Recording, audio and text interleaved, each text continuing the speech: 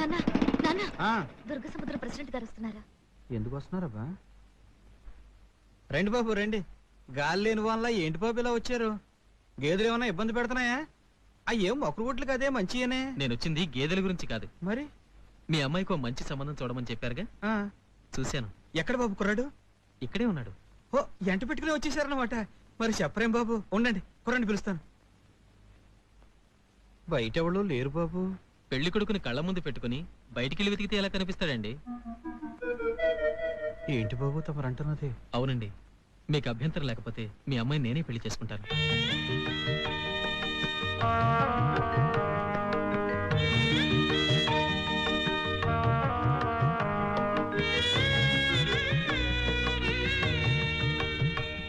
బాబు తమరు నా కూతుర్ని పెళ్ళ వద్దు బాబు, వద్దు. ఇది కుదిరే పని కాదు బాబు. మీ అంతస్తు ఎక్కడ, నా అంతస్తు ఎక్కడ? తమ పొలంలో గడ్డి పోసిపోతుంది బాబు మాయి. మీతో నాకు బియ్యం. సత్యయ్య గారు, నేను ఆస్తుల గురించి అంతస్తుల గురించి ఆలోచించి ఈ నిర్ణయానికి రాలేదు. మీ మనస్సుల్ని, మీ మంచితనాన్ని అనుభవంతో అర్థం చేసుకున్నాకే ఈ నిర్ణయానికి వచ్చాను. మీ అమ్మాయి నాకు మనస్ఫూర్తిగా నచ్చింది. అంతకంటే ముందు మీరు మీ మంచితనం నాకు నచ్చాయి. మీరు ఒప్పుకుంటే ఈ నెలలోనే పెళ్లికి ఏర్పాటు చేస్తాను. ఏమంటారు? తొందరేం లేదు, ఆలోచించి చెప్పండి. ఆలోచన? ఏం ఆలోచించమంటారు బాబు? ఆలోచనకే అందని వరాన్ని మీరు నాకు ఇచ్చారు. ఆ రోజు నన్ను చావు నుంచి తప్పించి ప్రాణాలు కాపాడారు. ఈ రోజు నా కూతురు మెళ్ళలో తాళి కడతారంటున్నారు. ఇది కల నిజమో తెలియక ఈ పేదోడుకుంటే ఆనందంతో ఉక్కిరిబిక్కిరి అయిపోతుంది బాబు. అమ్ముతోడు బాబు, నేనెందుకు పుట్టారో నాకు తెలియదు, కానీ మీరు మాత్రం మా కోసమే పుట్టి మనిషి రూపంలో ఉన్న దేవుడు బాబు. మీరు పెద్దవారు, ఆశీర్వదించాలే కానీ నమస్కరించకూడదు. ఇంతకీ ఈ పెళ్లి మీ అమ్మాయికి ఇష్టమో కాదో కనుక్కోండి.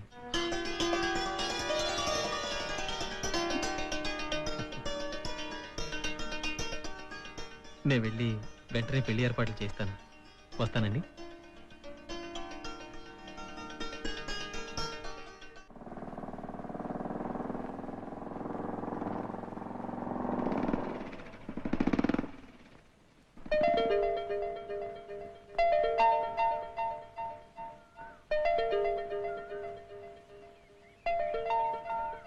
కన్న తల్లిని నేను చచ్చాననుకున్నావంట. నీ ఇష్టానికి నువ్వు పెళ్లి చేసుకోవటానికి నీ మీద ఎన్నో ఆశలు పెట్టుకుని బతుకుతున్న మాతో ఒక్క మాట కూడా చెప్పకుండా ఎవడో దారిని పోయే దళారాడి కూతురు చేసుకుంటావా? అమ్మా, ఈ ఊళ్ళో మేము తలెత్తుకు తిరగలమా? మాకెంత పరువు తక్కువ. అంత పరువు తక్కువ పని నేనేం చేయడం లేదు. నా మనసుకు నచ్చిన అమ్మాయి నేను పెళ్లి చేసుకుంటున్నాను. అది తప్పు అనుకుంటే నీ కర్మ.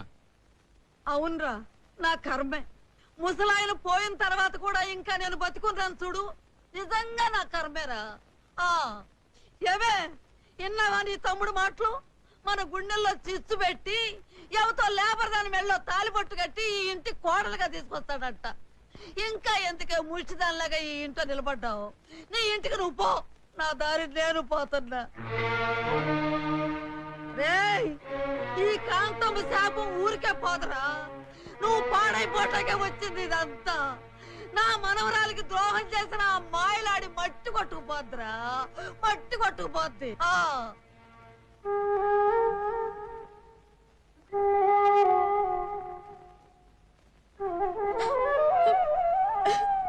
అగా ఇంకొక పాలి ఆ పాపిష్టి కొంపలో అడుగు పెట్టావంటే నిన్ను అడ్డంగా నరికి పారేస్తా. ఇయాలతో అన్ని రకాల బంధుత్వాలు కట్టు. ఆ దరిద్రుడు ఎవరు? తమరి తమ్ములుంకారు. పెళ్లి దాకా వచ్చిన తర్వాత ఇయాల నా కూతుని కాదని ఇంకో దాన్ని పెళ్లి చేసుకుంటాడా? అసలు నా కూతురికి ఏం తక్కువనే? ఓ ఆడపిల్లకి తాళి కట్టే ముందు ఆ పిల్ల గురించి మాత్రమే కాదు, దాన్ని కన్నవాళ్ళ గురించి కూడా ఆలోచిస్తారు. సరే, నేను ఎదవని, నా కొడుకు ఎదవన్నర ఎదవ. మరి నువ్వు పతివ్రతం శిరోమణివి కదా, పైగా అక్కవి.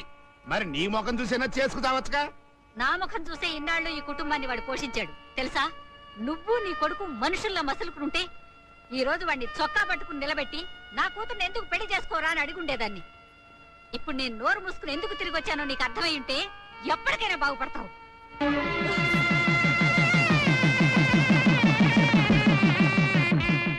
ఒరే పోలయా, ఢిల్లీ గేదెల దగ్గర నుంచి ఒంగోలు గిత్తల దాకా దేన్నైనా అట్టా మాట్లాడి ఇట్టా తేల్చేసేవాడిని ఈ చిన్న గొడవ దాటించడానికి తెగమక పడిపోతున్నానేట్రా.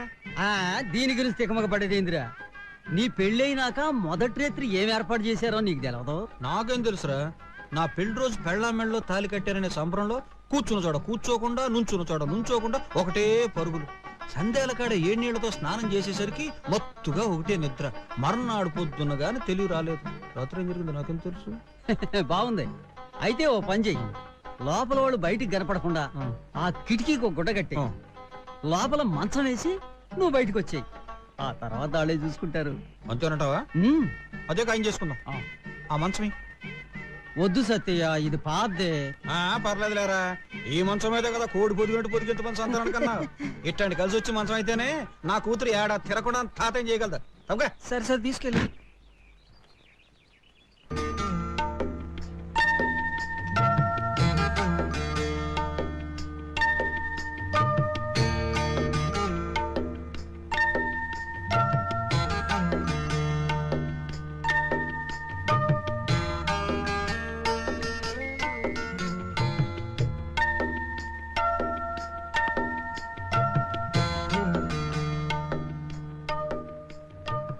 మొదటి రాత్రి అంటే ఎవరైనా పూలు పళ్ళు ఆకు ఒక్క పెడతారు.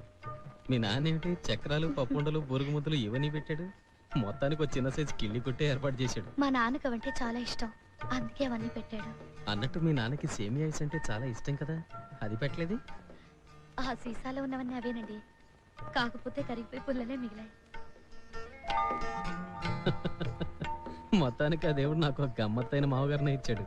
అమ్మ దుర్గమ్మ తల్లి, అన్ని సవ్యంగా జరిగేలా చూడమ్మా.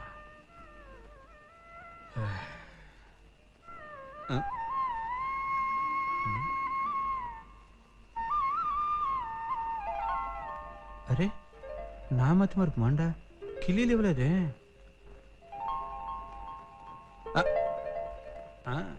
ఇప్పుడు పిలవకూడదు, తప్పు. పొత్తులే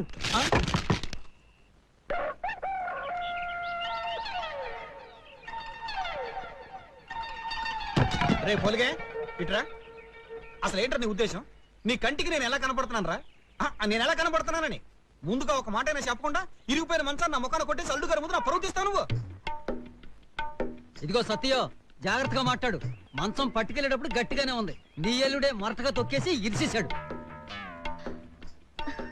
ఏంట్రా వాగుతున్నా? నీ మంచాన్ని నా అల్లుడే ఎరగొట్టాడా? రే ఇప్పుడే ఇక్కడే నా అల్లుడు గారి ముందే నీ సంగతి తేల్చేస్తాను, నీ అంతు చూసేస్తాను. ఏందయ్యా నువ్వు చూసేదే?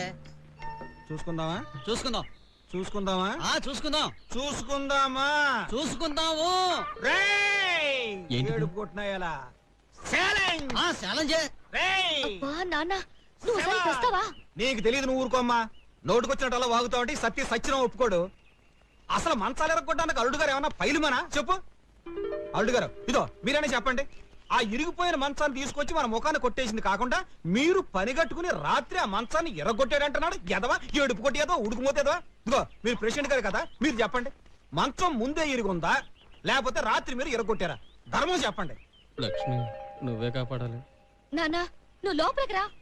వీడి సంగతి తర్వాత చూస్తాను. రే పోలిగే, ఈ సత్తి అంటే ఉత్తుల్లిపోయి కాదురా, ఎల్లుల్లిపోయి. అల్లుడు గారు ఉన్నారు కాబట్టి బతికిపోయావు. అమ్మయ్యా బతికాం. ఇంకాసేపు ఉంటే మీ నాన్న ఈ మంచం గురించి పెద్ద పంచాయతీ మీటింగే పెట్టేలా ఉన్నాడు. అవును, ఇంతకీ ఆ మంచం విరిగే ఉందా మనం ఎరగొట్టామా? చెప్పండి. మంచం విరిచేసింది తమరే కదా బాబు. చూడండి, మీ అభిమాన టూరింగ్ ప్యాకేజ్ లో లంకేశ్వరుడు దీపావళి కానుక లంకేశ్వరుడు. చిరంజీవి నటించిన లంకేశ్వరుడు దీపావళి కానుక లంకేశ్వరుడు. సరికొత్త కాపీ లంకేశ్వరుడు. అల్లుడు గారు మీరు బయలుదేరండి, నీ వెనకాల పరిగెత్తుడు వస్తాను. ఎందుకు మావగారు? సర్దు కూతురే సరిపోతుంది. లక్ష్మి కొంచెం ముందు జరుగు. మీరు ఎక్కడ? దీని మీద ముగ్గురు కూడా ఎక్కొచ్చా? ఓ ఇది బుల్లెట్ మావగారు. ఇదే ఖాయం చేసుకుందాం అయితే. రే పోలిగే, ఏంటి సత్తయ్య? నేను అల్లుడు గారితో మోటార్ బైకుల మీద సినిమా కడుతున్నాను. ఇల్లు జాగ్రత్త, ఎవరు లేరు. పోనండి. మీరు కాళ్ళు పెడల మీద పెట్టుకోండి మామగారు. అమ్మో, కాలు చక్రం కూడా చక్రం సిక్కొద్ది. నాకు ఇది హాయిగా ఉంది. పోనండి. జాగ్రత్త. రే ఇల్లు జాగ్రత్త. సరే సరే. మా గట్టిగా పట్టుకున్నాను.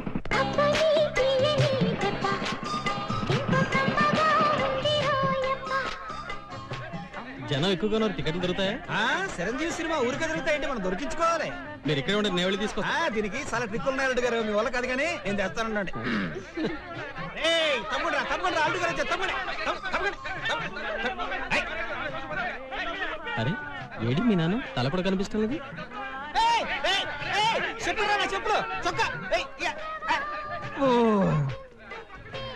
ఏమయ్యా పెద్దయినా నీకు అసలు బుద్ధుందా? కుర్రోళ్ళం మార్కెట్ ఇక్కడ దొరక కలిసి వస్తుంటే నీ వల్ల ఏమవుతాయా? పోవతులకే. అరే ఏంటిది? షర్ట్ అంతా ఏమైంది? చెప్తే విను. ఎందుకు లేని పని గొడవ? పదేళ్ళు పద. సినిమా రేపు చూద్దాంలేండి. ఈ జనంలో మనకి టికెట్లు దొరక మామగారు. టికెట్ దొరకవా? ఎంత మంది జనం ఉన్నా సరే దూసుకెళ్ళి టికెట్లు తీసుకురావడంలో చిన్నప్పటి నుంచి మనం ఫస్ట్. ఇదిగో ఈగ టికెట్లే. అదేంటి రెండు తెచ్చారు, మీరు రారా? హాయిగా మీరిద్దరు సిలకా గోరింకలా వెళ్ళండి బాబు. నేనెందుకు, నేను ఇంటి దగ్గర ఉంటాను. పదండి పదండి, బొమ్మడిపోతే.